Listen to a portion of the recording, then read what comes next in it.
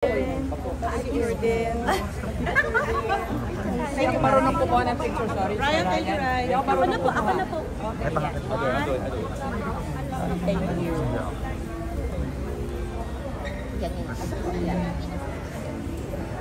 May umaalis pa po. Ay, wala.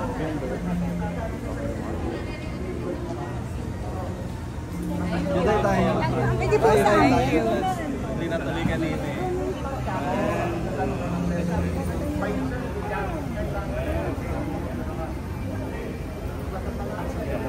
May naka-video ka.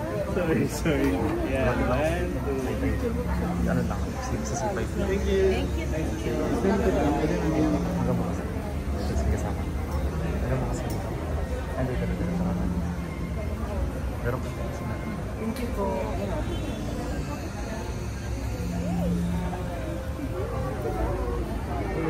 Ready, 1, 2, 3, go. Thank you. Salamat po. Ay, sorry, Ryan. Ikaw na lang maganda ng selfie.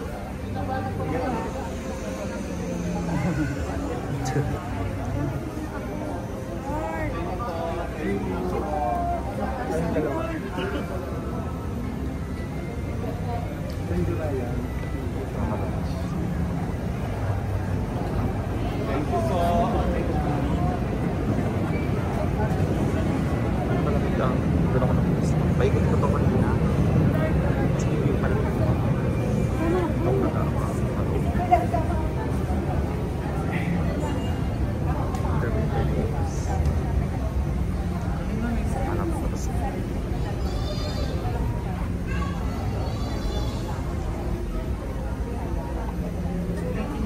Thank you po.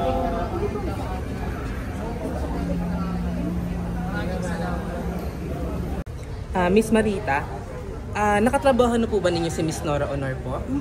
Saang pelikula po? Nakalimutan ko title eh.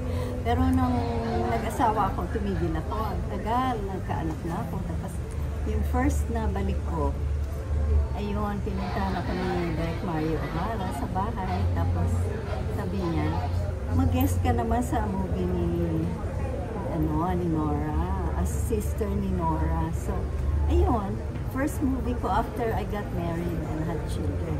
Kamusta po yung first impression niyo po sa kanya nung una niyo po siyang mamit po? Siyempre, parang ano ba masasabi mo? Ang liit lang niya. Hindi naman siya yung talagang beauty na hindi ba? Although ako ganda-ganda ako sa mukha niya. Kaya lang, nung araw, iba sabi mo, matangkad, maputi, mistisa, pero imagine ang narating niya. Talaga, wala akong masabi. Talagang starstruck ako noon. Hindi nga ako makalapit masyado sa kanya. Hindi ako. Ano po yung legacy po na iniwan ng isang superstar national artist Nora Honor na ang hindi niyo po malilimutan po? Ako basta ang hinahangaan ko kay Nora talaga. Hindi lang yung achievements niya. Ang dami niya achievements talaga. Parang wala na ibang artistang makakarating na narating niya. Pero ang ano ko talaga sa kanya yung pagiging sobrang humble, sobrang simple na parang siya lang ang artistang walang air ng imagine superstar, hindi lang artista. Superstar, pero wala siya naman. Parang laging nakatungo lang. At saka po lang po. Hindi talaga maiisip na ganun ka lawak yung success niya at yung mga narating niya. Nakakaano talaga. Parang God is so awesome. Na isang maliit lang, na mahirap lang. Grabe ang narating talaga. Praise God. Para po sa inyo, gaano po kalaki po yung impact ng isang Nora Honor sa industriya ng pelikulang Pilipino and also sa music industry din po? Ay, siyempre malaki. Malaki ang impact. Talagang maraming na-encourage na kahit na you don't look like a movie star talaga na kayang-kaya mo makarating din ng mga pangarap. It's Nora who's giving this hope. Kaya sabi ko, malaki talaga ang naitulong niya sa Pilipino, sa ordinary na Pilipino. Kaya, talagang hanga ako sa pagiging tao niya. Yung pagiging Nora niya. Hindi yung pagiging superstar niya. Given na yun everybody really knows that.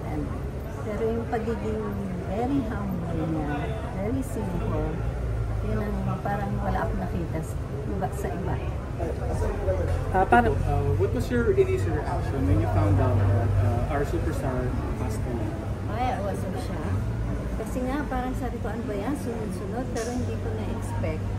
Kasi syempre, yung dati, syempre may mga edad na. Si Pilita, si Delia Rasa, Sunod-sunod si po. Romero. Pero ito si Nora, talaga na-shock. Sabi ko, baka fake news. Yes. Kasi naglipana na po. Super biglaan po talaga. Ano po yung trait po ni Miss Nora na hindi pa alam ng mga, syempre nakatrabaho niyo po, yung trait or ugali po or moments with her na hindi pa alam ng tao? Ako actually, I didn't really have that chance to really get close to Nora. No? Kasi nga, first time kung gumawa ulit ng pelikula, medyo nahiya pa ako noon. Kasi hindi ko siya masyado. Pero ano siya, actually, ninang siya ng isang ako ko. Okay. Ang gusto ko sa kanya, yung pagiging talagang ordinary niya. Parang pag tinignan mo siya, makaka-relate ang ordinary person. Very humble. Oo, yung simple. Hindi nga nagme-makeup yun. Unless may occasion di ba? Wala siyang magdamit. Hindi mo maiisip na ganun siya kalaking star. Talagang big star. Hindi mo maiisip. Ito, last na lang po. kilala mo. Message na lang po sa kanya. Message na lang po kayo. Ay, naku. Nora, what can I say? Wala nang makakarating siguro sa mga narating mo. Pero maraming salamat kasi marami kang naituro. Sa amin, kahit sa amin, mga old stars, na ang isa pa nga na gusto ko sa'yo, yung pagmamahal mo sa fans mo. Talagang sobra, very sincere and very full of gratitude. And you're so simple, so humble. And your eyes really, pinaglihit pala sa mata ni Mama Mary. Kaya ganun. Nahanga ako sa mata mo. Thank you, Nora. Last question po sa akin. Medyo parang controversial po itong question na to. When it comes po sa next national artist po, sino po sa tingin niyo ang deserve na maging next national artist kay susunod kay Miss Nora Honor? Hindi ko alam talaga. Wala akong idea kung ano yung kanilang mga mga standards nila. So I'm just glad na buhay pa si Nora nung nakuha niya. Yes po. Kasi yung iba, medyo after na, di ba? At least Na. Pero si Nora, at least naabutan niya Yes. yun, nabigay sa kanya what she really deserves.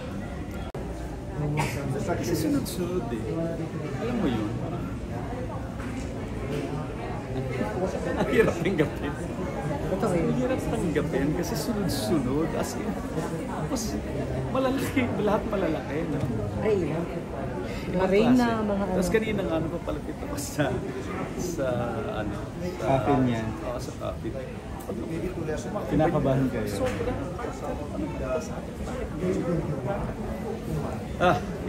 It's really unbelievable. So up to now talagang sobrang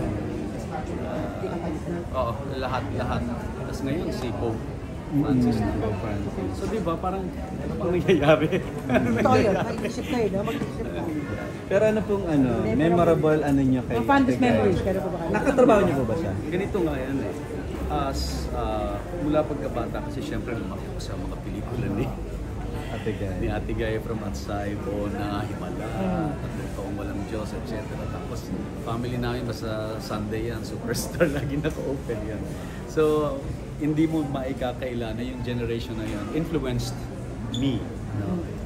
Kasi yun yung mga panahon na nangangarap ka bilang maging artista. So talaga na-influensyahan ka ng mga galing niya sa pag-arte, lalo na sa mata na lumalabas. So hindi ko ikakaila na siyempre naka-influence sa akin yung as an actor. Kayo po yung magaling ding actor, di ba? Ano po yung nakuha niyo kay Ate Guy bilang actress na style niyo sa pag-actor? Yun nga mismo yung mararamdaman mo sa yung hindi ka kumikilos kasi syempre ako naman kasi gumagawa ako ng iba't ibang iba't ibang genre, no? Iba't ibang role.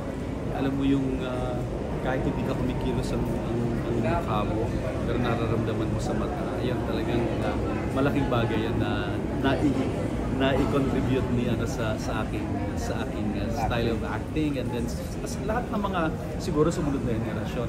Pero ang nakatrabaho ko lang kasi talaga, ang legacy niya na sila Lotlot, si Matet, si Janine. Kaya lang ito ang galing na niyo pareho, hindi ka nagkachance. Hindi nagkaroon ng chance. No, itong last year, kami ni Ricky Libisimo, tsaka ang producer si Edith Pido, nag-conceptualize ng isang movie na para siyang sequel ng Himala. Sequel, na quote and quote, hindi talaga sequel kasi parang di ba pinaril siya. Pero this time, meron palang buntis siya, nagkaanak siya, ako yung naging anak niya. So, hindi ko na kukwento kung ano parang nakwento niya sa amin yun before. Before, nabanggit niyo po siya. Nabanggit niya sa amin. Hindi pala natuloy yun, no, sayang. Inaano pa lang. Ako nakarating na kay Ate Gay, alam niya na, umuha na siya, okay na siya. Pero yun nga, diba? Sayang, no? Hindi matutuloy. It's one of the biggest dream an actor could have. To work with her. Ryan po ba? Oo naman. Well, pero patunayan niyo ako. Ano favorite movie? Hindi pala. Wag na, hindi kasi Kayo yung male version ng Walang Himala. Hindi, ako naman kasi syempre ayoko naman ng maging bias ako. So yung generation nila, lahat sila Magagaling. lahat sila magagaling. So ayokong masabihan na ako'y Noranian or Bimanian. Pero all talagang lumaki ako sa kanyang tingin. Thank you, Sir Jan. Maraming salamat po. Thank you po, Sir Jan. Para maliwanag.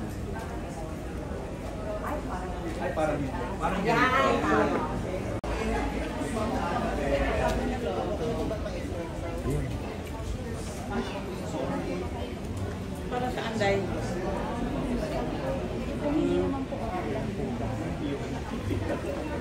Wala namang masama. Siguro nga tatanong nyo sa akin. Sige po.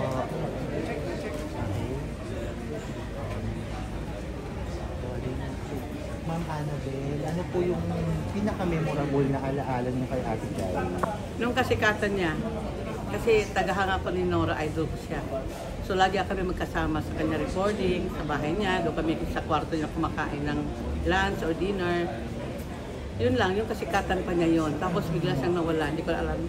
Nag-iba na siya ng bahay, palipat-lipat ng bahay. So magkita naman kami, okay naman kami. Bakit po kayo solid Norania, Miss Dati? Annabelle? Opo. Ay gusto ko lang siya, yung pagmasa itong kapo eh. Ano po yung mga movies na tatak sa inyo?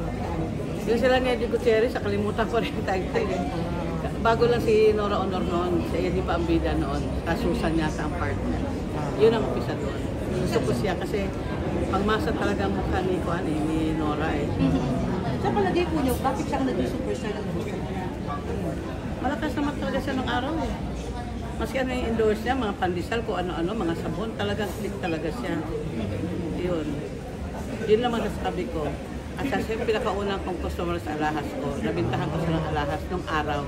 Mura pang alahas. Magkano nabenta niyo doon, Ma'am Annabelle? Pagkakatanda niyo, magkano nabenta niyo ang alahas sa kanya? Mura lang kasi nung araw, 120,000 lang eh. Wow, mura pa po yan. Pero mura lang yun. Mura Kasi pa yun. 18 karat eh. Ngayon yung mga 25 million na yun. Wow. Mahal. Mura talaga nung araw, mga 5 karat, 2,000, 3,000 lang eh. Yun ang kasikatan niya noon. Yun lang masasabi ko. Thank you, Salamat Ma'am kita, Annabelle. Annabelle. Thank you, Okay.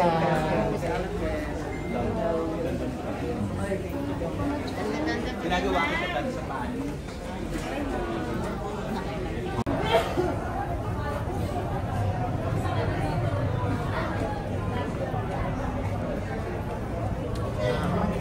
Sinits!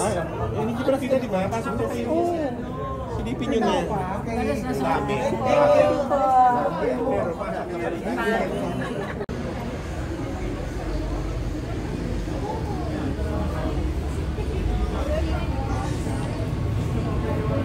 Sikat nga, kilala yan ng mga